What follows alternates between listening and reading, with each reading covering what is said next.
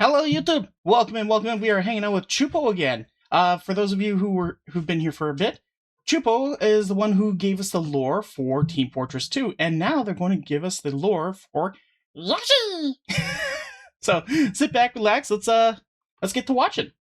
Yoshi is Yoshi. You already know who Yoshi is. It's Yoshi. Why would this video need any more of an intro? Let's go through this story and figure out the hidden secrets of these lovable little dinosaur guys. Hi, everybody.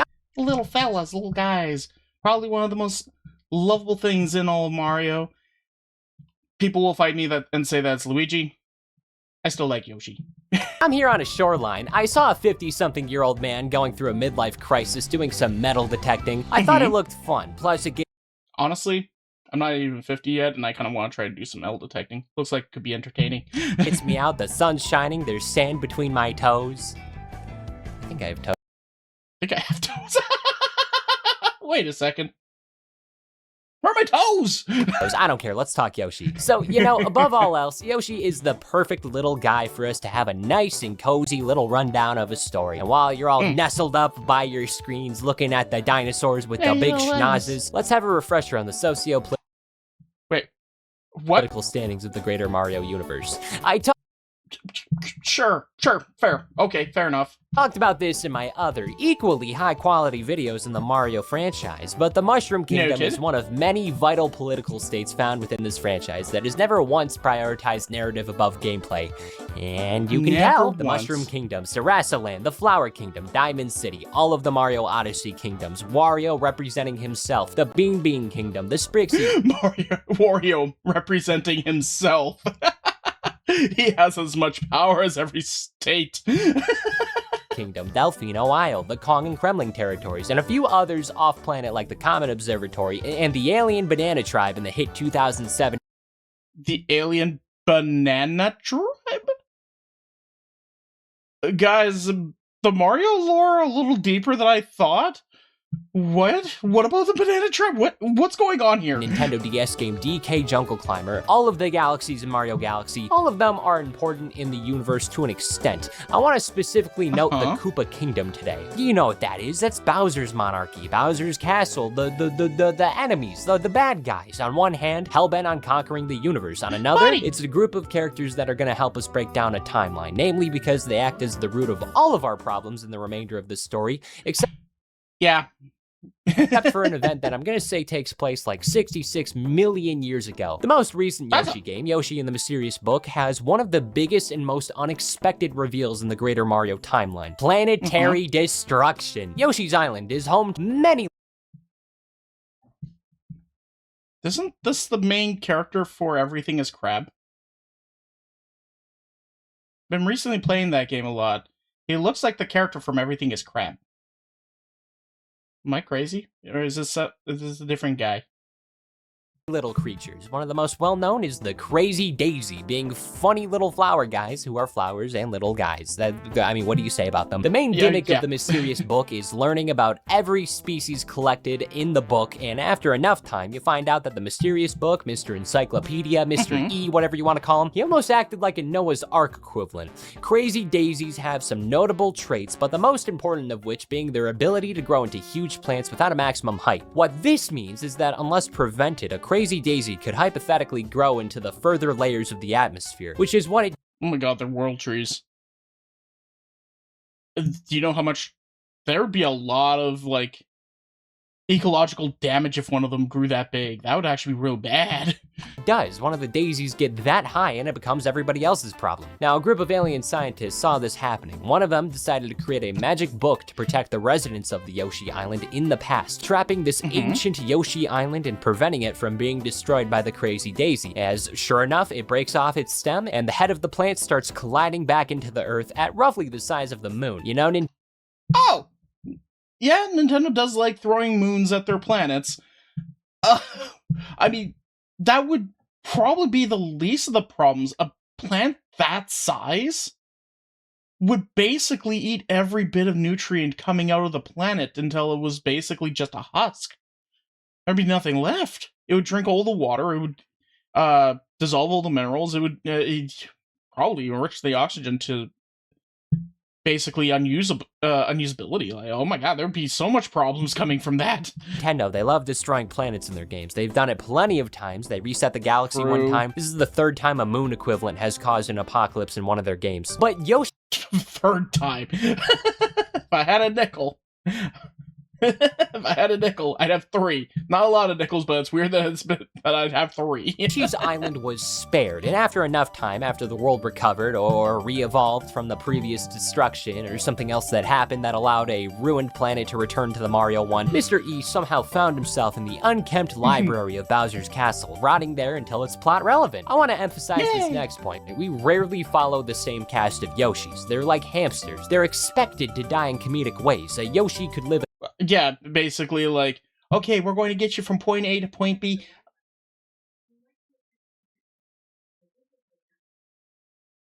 Okay, we're going to get you from point A to point B. There's a little bit of a gap here. Don't worry, don't worry. I'm a Yoshi. I can double jump. I can run on air a little bit. We should be able to get through. And then, oh, we're not going to make it. Don't worry, sir. Don't worry. We'll make it. We'll make it. And Mario's like, okay, let's go. And then hops off the Yoshi, pushing him into the abyss, and he carries on his merry little way. Yoshi dead. A long, happy, healthy life when domesticated in a safe environment, but try taking your hamster out for a walk in a city or something. It's not gonna last. Yoshis live in a network of islands. Unlike Peach's Castle or Donkey Kong Island, every Yoshi's location is usually deliberately noted to be a specifically unique island with only a couple of exceptions. There's also a difference between a Yoshi and the Yoshi, specifically known as Theropoda, Yoshisaur, Munchakoopa. Is that their actual name, or did he just make this up on the spot? As Theropoda, Yoshisaur, Munchakoopas, better known... Okay, well, that answers my question. ...known as just Yoshi. These names are stupid in different ways. Like, would you prefer if your name was Theodore Craigenite Eats People, or just Craig? You don't win... You know what? Valid. I mean, even the Tyrannosaurus Rex, we all just call them T-Rexes. A Triceratops? Trikes. Brontosaurus? Brontos. Pterodons... okay, we mostly call those ones pterodons, but you get what I mean. Neither scenario. There are at least 6 green Yoshis, but only this one's Yoshi Munchakoopas. From this point on, this is Yoshi Prime. Yoshi's Island takes place like 6 minutes after the birth of Super Mario. A Stork of Stork headquarters is tasked with the duty of delivering twin brothers to a small rural home in the Mushroom Kingdom. I should emphasize that the Storks appear to be a neutral party. They simply provide infants at the request of viable caretakers. On this Stork's delivery, he gets jumped by the most notable of Bowser's Kingdom, Baby Bowser and his dear caretaker, not father, Kamek. Gotta say, these creatures are incredible at having species that all look identical to each other. Almost every Yoshi looks the same other than colors and shoes. Baby Bowser and Bowser Jr. are identical. Kamek's the one that pisses me off. Kamek's a Magic Koopa, a Koopa with magic. Well, I mean, they're related, right? Like, so they should look similar to each other, and also there's, like, similar traits between all the Koopas. To some extent, they all have like the same colors to them. They all have kind of like a shelled back. Plus, they're all kind of turtle-like. I mean, that's just kind of like racial traits. But why are these designs identical? One's a prominent Mario character, the other is a generic enemy type. Just like make his hat different or something. Can you tell me which one is Kamek between this and this? Nope. Trick question. These are both Kamek. I lied to you. Kamek. You dick. Foresees the future. He learns that the twin babies are gonna prevent Bowser from accomplishing his goals of conquering the universe. So to prevent this, Kamek and his toadies jump the stork, try stealing babies, they abduct little Luigi, but allow Mario to suffer a fatal fall from miles in the sky, miraculously surviving when landing on a green Yoshi, where the Yoshi clan agrees to hunt down Kamek, stop baby Bowser, save baby Luigi, and the stork who is also there in a hostage situation, but most of all, get this stupid, annoying, loud baby off the island. The Yoshi... The Yoshi's like, look, kid, I'll help you. I will help you, and I will reunite you with your brother. But most importantly, I want you to get the fuck off my island. Oh my god, you're loud. You stink. You're terrible. You're so useless. What the hell? Get off my island. Clan tends to be a peaceful tribe, but this thing's gotta go. Otherwise, they're gonna punt it like a kickball, and then Yoshi's Island happens. Everyone's rescued. The stork takes the babies home until he realizes, oh my god, this is the wrong house. Also, whose first instinct instinct when finding a baby is to hold it above their head. This is a fragile little person. You never watched Lion King? And yeah, no, that's a good point. Babies are very, very fragile. Like, it is incredible how fragile a infant human is. Holy crap. It is impressive. We are a horrible species, evolutionarily standard. Speaking or anything like that. Holy crap. Thank God I'm a slime. You don't know where it's been. Get it away from your mouth. They have little Yoshi Island baby germs. This takes us to Yoshi's new island. Following a new population of Yoshis on the Egg Island, also struggling against baby Bowser, who wants to turn the floating island into a vacation home. So the stork immediately tries taking Mario and Luigi to their real parents, only for Kamek to realize this golden scar of an opportunity. Seeing this panicked and scrawny bird doing everything in its power not to accidentally drop the heavy babies for a second time, I'm only assuming that they're... I mean, the first time was like, okay, that's situations against your control, but it's okay. We do it a second time, you're probably going to lose your job, bud.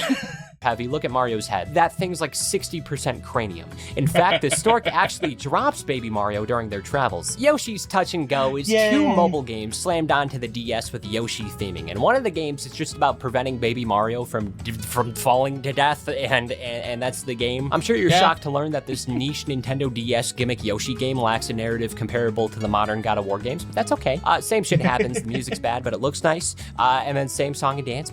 Imagine they remake the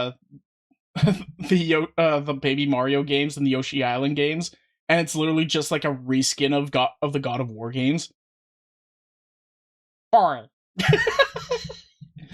Yoshi. Okay. Boy.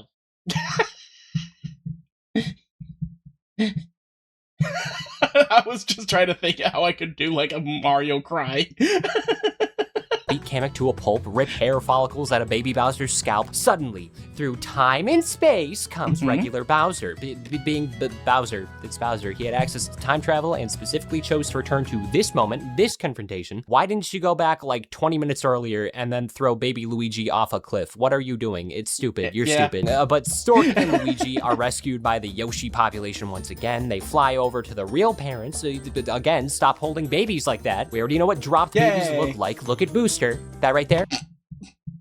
What the hell is this thing? What the hell is that thing? Drop baby. And then like a week later, Kamek decides to shift the trajectory of his plans. And by Kamek, I mean actually Kamek and Bowser from the future. They either stayed in the past following New Island, or they use time travel again. You know what? Let's figure out why they have time travel. There's three possible options that we know of. The Super Show has a time travel machine that I'm going to ignore. Mario's time machine is self-explanatory. That's Mario's. And then there's Time Holes and Mario and Luigi Partners in Time. A game focused on Mario and Luigi teaming up with their baby selves, but not their baby selves. It's a little after Yoshi's Island. These are simply mysterious holes that send you like 20 or so years back in time. That's it. That's the plot. Baby Bowser and Kamek are there. That's enough for me. They have access to time travel. Plus, it's interval-focused time travel. A time travel machine lets you pick the specific points and eras, whereas this interval thing could logically work and explain why Bowser went back in time to appear during the worst possible point in Yoshi's New Island. I guess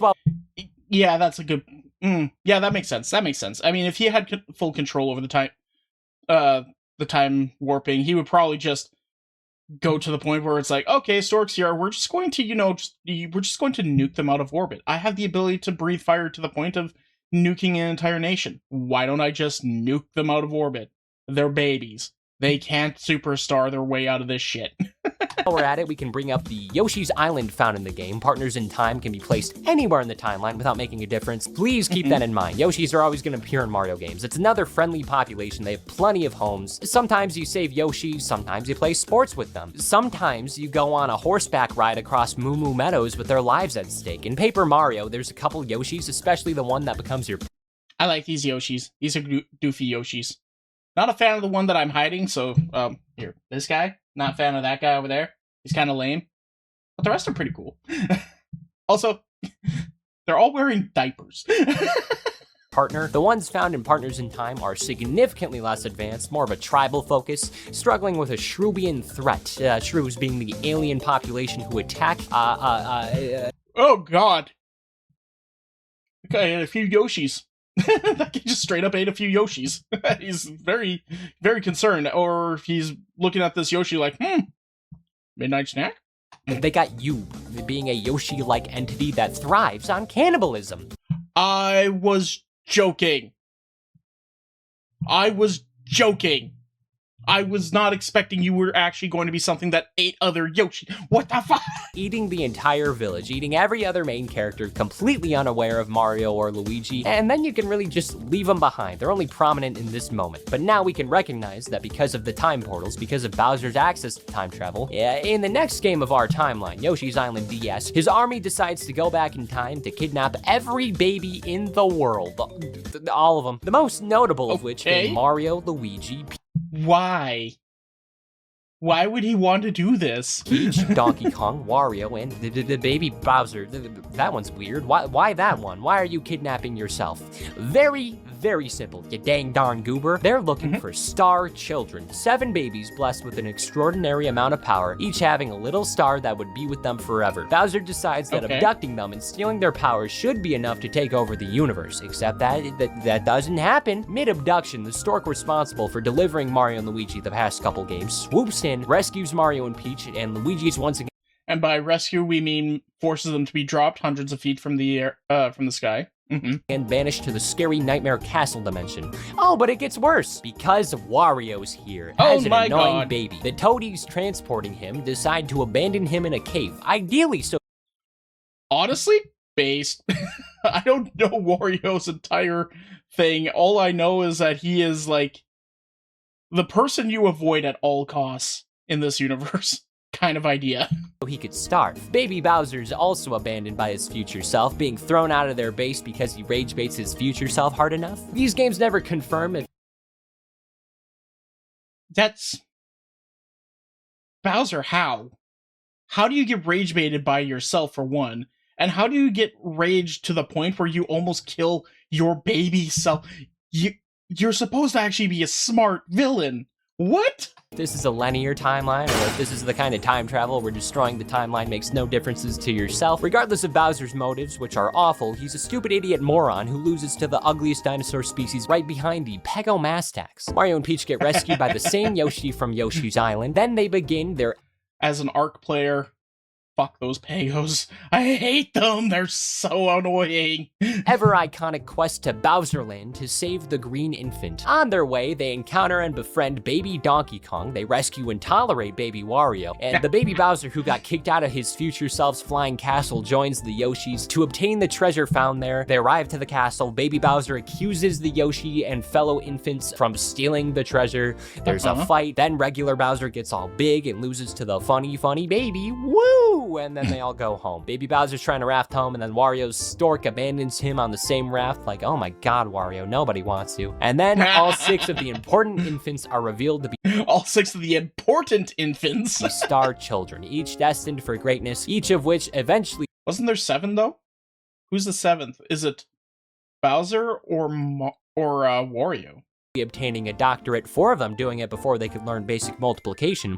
But wait a minute, there's 6 babies, but 7. Told you! I was wondering! You know what? It's just a classic free moment. I always ask the question like 5 seconds before it's about to be answered. Okay, fair enough. Stars. Where's the last little freak? Don't worry, dear viewer, it's in good hands, as the final star is given to a newborn Yoshi Prime, who just... Hey, let's go, little baby. Wait. They didn't give it to Bowser, and they didn't give it to Wario. They gave it to Yoshi. Just hatched out of the Yoshi egg.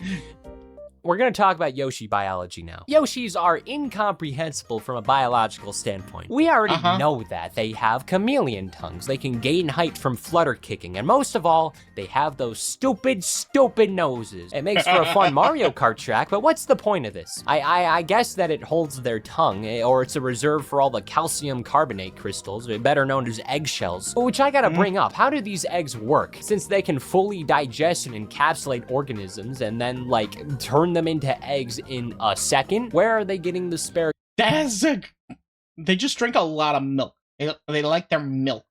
They eat a lot of milk.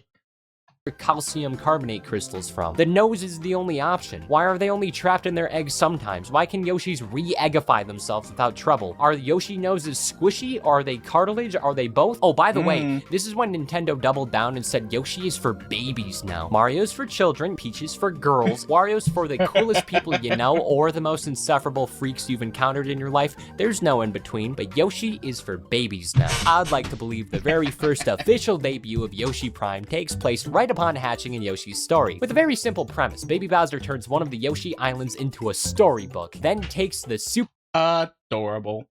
And honestly, I mean, like, let's be perfectly honest, anyone from, like, any game that's for, like, children and up, adults like to tear it apart to try and figure out how everything fucking works.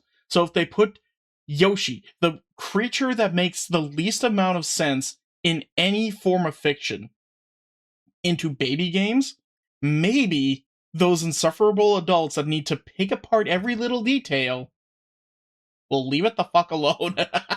happy tree, which then makes all the other Yoshis depressed. Luckily, 6 baby Yoshis are all born at once and are willing to go on a mighty quest to find baby Bowser, rip him apart limb from limb, get that tree back, and then hell yeah, rip and tear, rip and tear.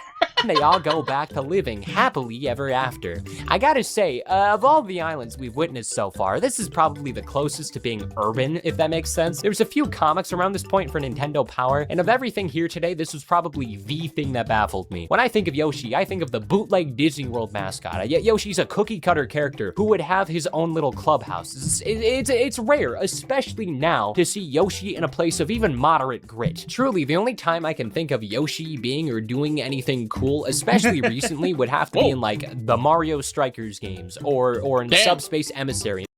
That was his entrance in the Strikers game? Oh my god, that is badass. Smash Bros. If only for the fact that Smash Bros. Brawl makes every character look hyper serious. The original god-awful live-action movies did him well enough. In the grand scheme, the comics are as far as it goes to give Yoshi Prime any sort of major personality. Like, I mean, the majority of Mario characters are just like, you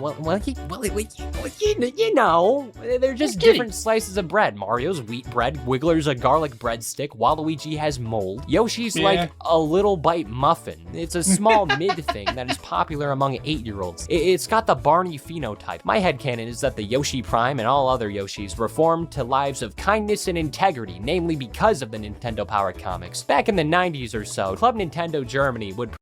Wait, what was that? Who are you? My name is Rome. I challenge you for the right to wield the Master Sword. Why does this guy look like a character from Cyborg 009? Am I dating myself with that? I think I'm okay. Defend yourself. Bard! Oh, he's from One Piece. would produce some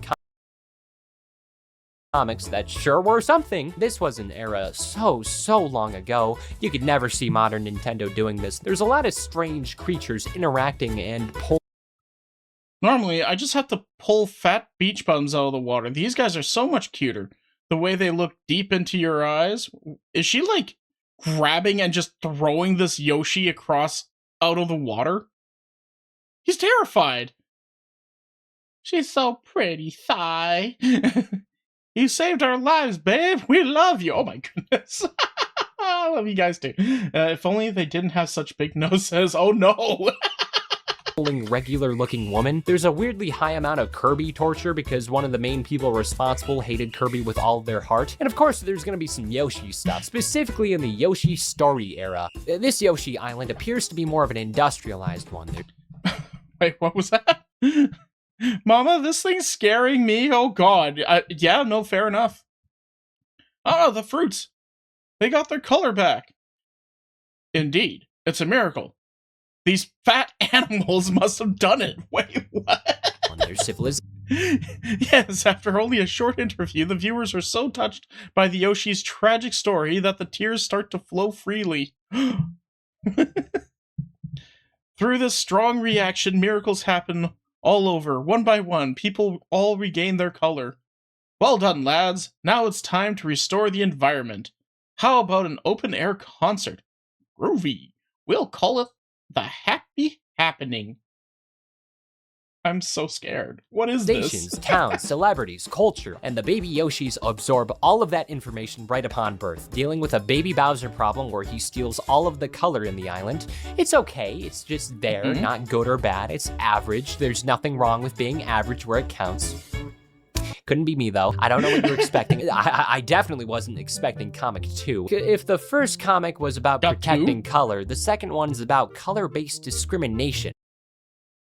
Oh no. Peace, brothers, it's just me. What's with all the hubbub? Be cool, guys. Haven't you seen a Yoshi swim before? This can't be real. It's actually a Yoshi? What an odd duck. I almost wet myself in fear. Maybe I shouldn't watch so much TV after midnight. But at least I got to meet that blonde beauty. What was her name again? Pam? Penny? Oh jeez, I forgot. I hate the fact that they're doing this to the Yep, I'm just gonna leave it there. The Yoshis are racist. One Yoshi she gets magically transformed from a green Yoshi to a black one, and all the other Yoshis are scared by this entity. They try scrubbing it away. They try avoiding this Yoshi. They fear this Yoshi, only sitting down and forgiving each other when he saves everybody else. It's such a weird comic and oh, isn't that lovely? The only way that they actually accept a Yoshi with absolutely zero, history or bias as to why they would fear this Yoshi is to let it save them, and then suddenly, oh, now we have a history of why you'd be good. That is not... Okay, in the animal kingdom, animals fear things that are, that look the same, but are different. There's actually a huge, theory as to why shinies in Pokemon are so rare. The idea is that shinies stand out more. They don't camouflage as well in the environment as their other counterparts do, right? I know Pokemon don't really have that whole camouflage sort of thing, but take a zebra, for instance. If the zebra did not have its stripes and it was either just a white horse or a black horse, it would stand out like a sore thumb among the rest of the herd. Thus, it would be easy pickings. It'd be the same for a shiny. It would stand out, and thus it would be easy to be picked out of the crowd, or it just wouldn't be able to stand or hide in the bushes or its environment as well. So a lot of the times, probably right at birth, the Pokemon would just jettison the shiny, be like, you are a danger to our group right now, so sorry, you have to go. That might be something similar here, and maybe they're just trying to be like, hey, racism's not cool, guys, let's not do that, but oh my god. Probably went about it the wrong way. Choice. And the comics provide an actual story to justify Yoshi's new appearance in an earlier comic called Mario and Wonderland, which is actually a bit closer to Wizard of Oz, contrary to the title. It doesn't matter. Well, Mario, Toad, the eventual Black Yoshi, and Kirby meet a mythical man by the name of Crab the Wizard. I am terrified of this man. Hi kids, I'm Crab the Wizard. Any worries, any troubles, I'd love to help. Wizard, and when Yoshi wishes to be snazzier, they contort the Yoshi into a black Yoshi, claiming that it was a scam and that Crab the Wizard was actually a penguin breeder from southern Denmark, which, I mean, yeah, I guess he scammed you, but also, this is the best Yoshi color. Objectively, you got what you wanted. And then I don't know, I like the blue and the teal one, but I might be a little biased. The Yoshis forgive previous prejudice, realizing that the color of the Yoshi isn't what defines them, only their... No, everyone has a favorite Yoshi color. That's the only way to differentiate 95% of all Yoshis. And then they celebrate their newfound friendship through multivitamin juice, since canonically these Yoshis don't smoke pipes, which I find hard to believe. The following page, Yellow Yoshi goes to Woodstock. I don't believe them. They are Look, their noses are way too big. It probably doesn't do anything for them. lying. We need to euthanize them. Let's talk about Yoshi's woolly Woodstock. I don't believe them. They are lying. We need to euthanize them. Let's talk about Yoshi's Woolly World and Crafted World. I'm gonna assume these are once again alternate islands still in the area. Maybe it's like a Paper Mario situation where they all exist in a separate realm or something, but regardless, let's just assume new islands entirely. In Woolly World, Baby Bowser wants power, doing that by stealing all the Yoshis, turning them into little yarn thingies, scattering them across across the world. Go find them and stop them. Yoshi's Crafted World follows another island home of the Sun Dream Stone, being a mythical artifact capable of granting wishes. And then Baby Bowser and Kamek roll up, they snatch the thing, scatter them throughout, all for a showdown where Baby Bowser wishes he was a robot, and then everybody... I wish I was a robot! Okay, fair enough. Fair enough. Home and nothing changes. I'm sure this will come to a shock, but again, Yoshi's not for narrative immersion. We're not having the dopey little idiots go through a hero's journey or something. They exist to be cute and kill whoever wronged them. Okay, let's assume from here there's a time skip happening right when Kamek's in the library of Bowser's castle, where he runs into Mr. E and gets abducted. As a reminder, Mr. E is still a thing that exists, still has all the species of the past crammed into his... Is that a warthog mixed with a lion with a drill for a nose, so it probably has a bit of mole in it? It looks like its head can spin. Bookie self. By looking through his monocle, you get sent there, and for who knows how long. Only coming out if you get taken out, so anything without Kamek, if you're wondering where he went, it was here. He is in the book. It was around this point, and it was probably when Baby Bowser was young enough to forget about him, because again, there's no way in hell Bowser's voluntarily entering this library. Kamek's gonna be trapped in there for years. Long enough to where Yoshi Prime will go from baby to not baby. Same happens to Bowser. Kamek misses all of Bowser's remaining years as a child. His first bike ride, his first homecoming, his first time realizing he wants a BBW, and of course... The first time realizing he wants a BBW. God damn it. Of course, getting his skin melted off by Super Mario. So we can fast forward to Kamek's release from the book prison in Yoshi and the Mysterious Book. Bowser Jr. has spawned in Bowser's castle, and unlike his father, Jr.'s developed more of a passion toward painting, exploration, expression through visuals. He's still an entitled prick, but if I had to pick one, I like this one more. Bowser Jr. discovers the book, sees Yoshi's Island in it, goes to explore there, gets yoinked into the book while looking for the Bewilder Bird, all while Mr. E's forgotten all of the content of his pages, leaving it up to the Yoshis to explore the island he saved, eventually refilling the entire book, rescuing Bowser Jr. along with a Kamek in denial about missing the entirety of Bowser's youth, and honestly, like, he's middle-aged now, looking like a shitty, neglectful parent, when that wasn't the case. Kamek cared about his gross, putrid, icky-looking not son. You know, I can't help but... His gross, putrid, icky-looking not son. Oh my god, that is a line. Yeah, every time I've ever seen Kamek depicted in any kind of media, like the Super Mario movies, for instance, like, he always seems like he's... the only thing he cares about is Bowser. Like, he's like, nope, this is my son. I will, through thick and thin, I will do my best in order to take care of this man. Yes, he is a giant entitled monster who is hellbent on world domination. But you know what? So am I.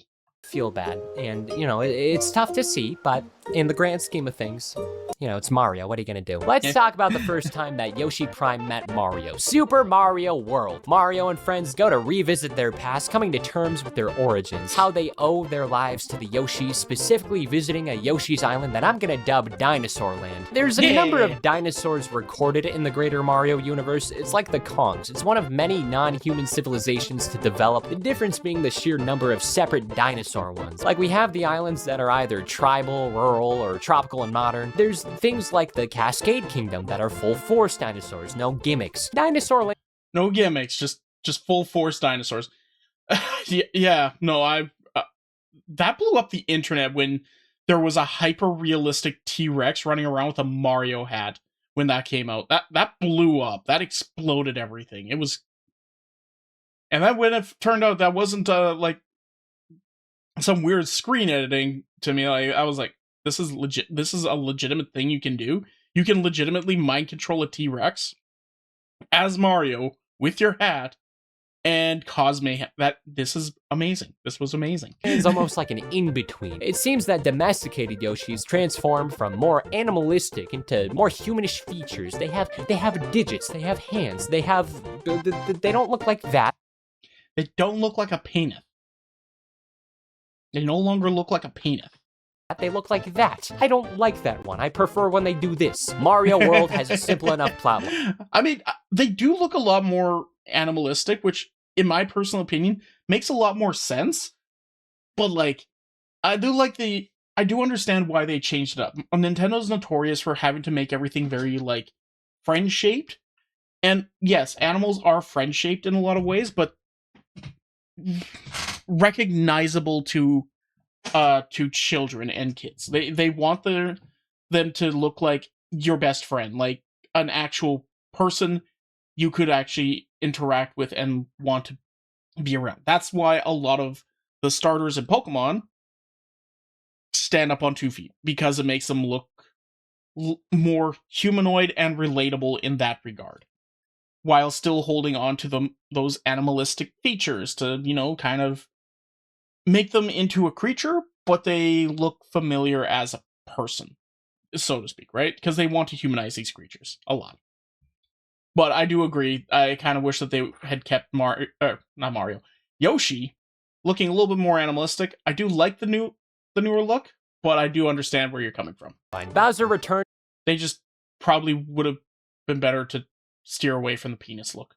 To the greater Yoshi domain and imprisoned them all, leaving nothing but scared Yoshis trapped in their eggs somehow, and a very pissed off Mario with a ruined vacation who's gotta go stop Bowser, free the Yoshis from their own eggs. This was a chance for him to return to the culture that saved his life at infancy. Bowser just ruined that and is tormenting the population kind enough to help him reunite with his brother.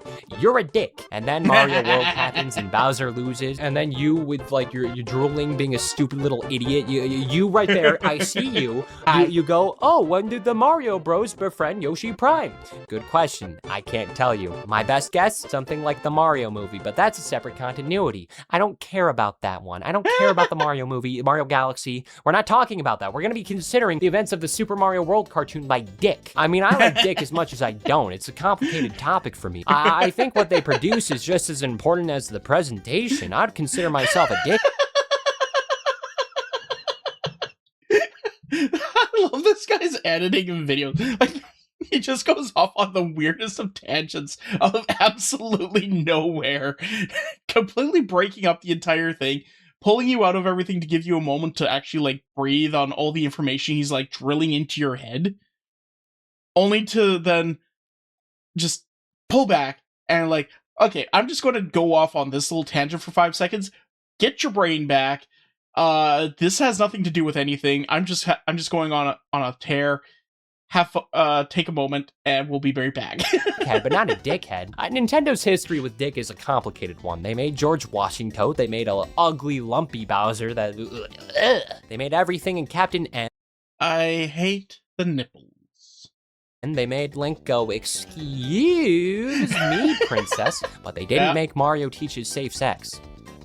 That's not official. I wish it was, Mario. Going back to the Dinosaur Land discussion, this is what would happen to the Mushroom Kingdom in an area with more predators. Yoshis are typically friendly, although they're omnivores still. I would imagine a wild Yoshi not hesitate. They're beyond omnivores. They'll even, like we just saw, they'll even eat fire. They will eat elements, fruit, creatures, themselves. They'll eat everything. They're basically like pigs, actually, if you think about it.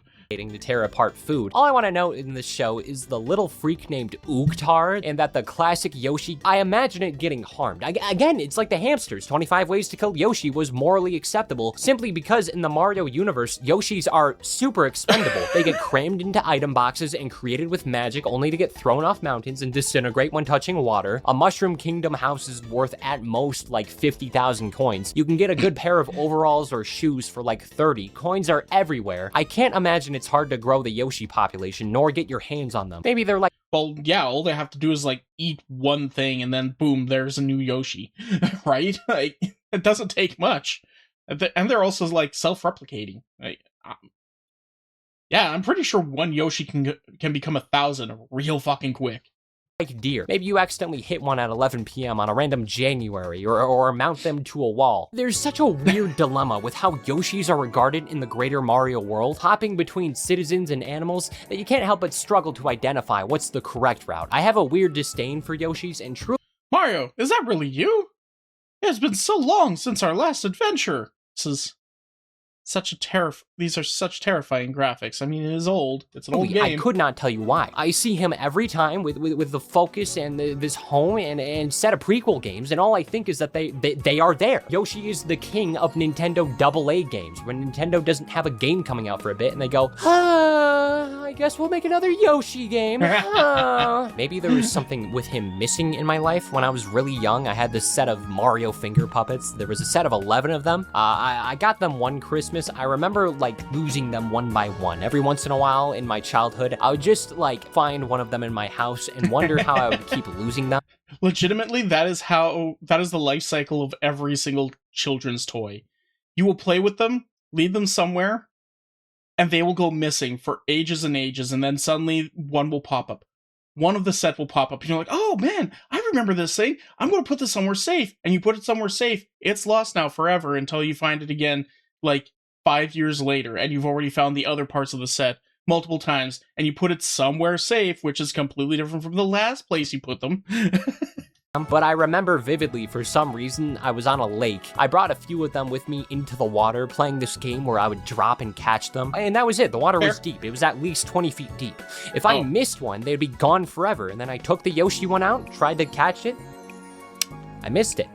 Now there is a Yoshi finger puppet rotting or going through some body of water in Northern America. 8,000 years from now, scientists will discover that Mario Party's 6th Yoshi finger puppet fossilized, and they will put it in a museum, not knowing I was the one to do it. Or it's a hermit crab shell from that one crab game. What's that? What is that thing called? What is that game called?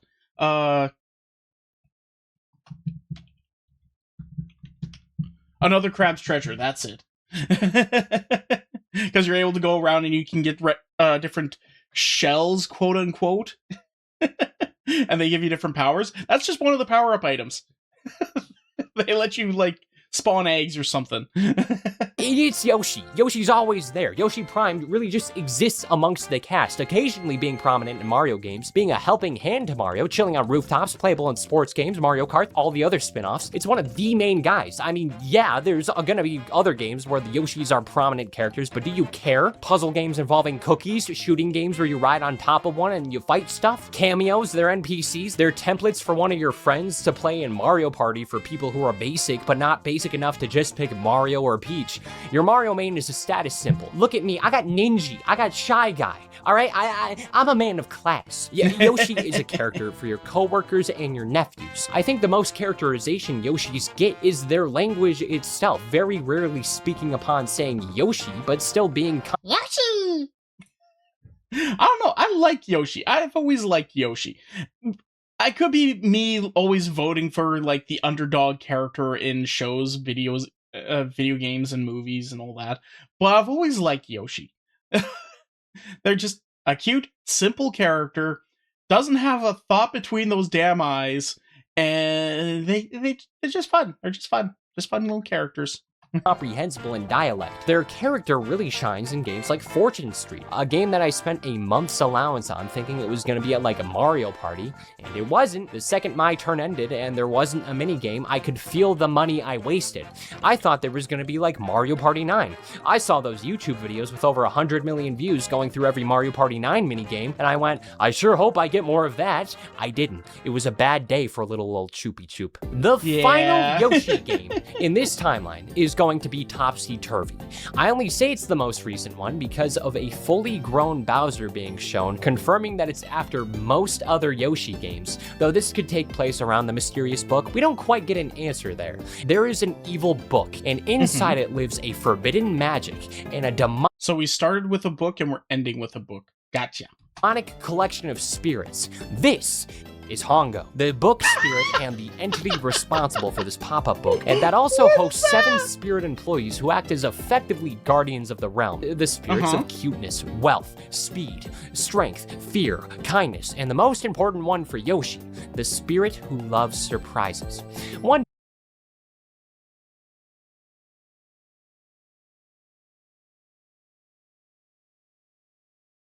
Could they not have just called it the spirit of surprise? The surprise spirit? The strength spirit? The kindness? The cuteness spirit? Could they not have just call it that? Why do they have to give it such a weird name of the spirit who likes surprises. What? Hongo catches and traps Bowser in the pop-up book while also trapping a Yoshi island in the process. This infuriates Yoshi Prime, desperate to free his home, where the spirit who loves surprises agrees to get him out because even if they love surprises, they don't love wrongful imprisonment. Hongo is a bit of a I mean, that is quite the surprise to have to deal with. Hardhead though, so in order to get out, Yoshi's given the power to tilt all of this reality to appease all other spirits, super duper imprison Bowser, and make Hongo so happy that he lets everybody else out for free. The end. That's all the Yoshi stuff we care about today. They are going nowhere. Yoshi is always gonna be in everything. Everybody likes Yoshi, or at least the concept of Yoshi. It's a friend of the main cast. There's plenty to do with them, and no matter what, there will always be something Yoshi in the near future. So just wait. Yoshis are like hair loss. It's only a matter of time before it strikes. And all I can ask for is more stuff to do with Kamek. Give him a new design, please. Do it for me. Put him in Smash Bros. Do something with purple. Ooh, Kamek in Smash Bros would be kind of cool. Kamek. I don't care. I don't care. All right, gang, that's Chupo, are you okay, bud? Are you okay, bud? You seem to be crashing out a little bit. all. Subscribe for more. I got plenty of quality videos on my channel. Join my little empire. Here's a guilt statistic. Oh, look. Here's a guilt statistic. Wait. A gamer subs code. Oh, look. My metal detector. Wouldn't it be cool if I grabbed it? Oh, look. A mound of sand. I wonder if there'll be... You know, I've been wondering about this mound of sand a little bit. Not enough to, like, say anything. I thought this was just, like, part of the cute little design he's got going on for the background here, but I was kind of wondering about that. Something there that'll be metally detected by the metal. Wow, look at that. My metal detector is metal detectoring. Let's see what's in the sand mound and do the punchline. Get rid of the sand. What could it be? Wow, what sort of joke is coming up? It's the finger! It's the finger puppet! No f***ing way. Hey.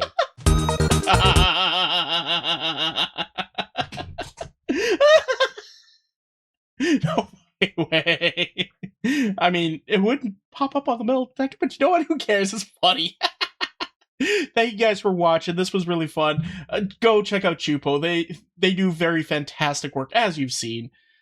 Like, share, subscribe. This was a fantastic video. I might have to check out the other Mario things that they've done and maybe look a little bit further into the Mario timeline, because what the hell is going on with that? And yeah, anyway, thanks for watching, everybody. Have a good one, and bye. Hey, did you enjoy that? Was it funny? Well, come and check it out live over on twitch.tv/freeform_art. Make sure you put the _art. We have lots of fun there. We enjoy ourselves, and we want to see you over there. So come on and hang out. See you in a bit.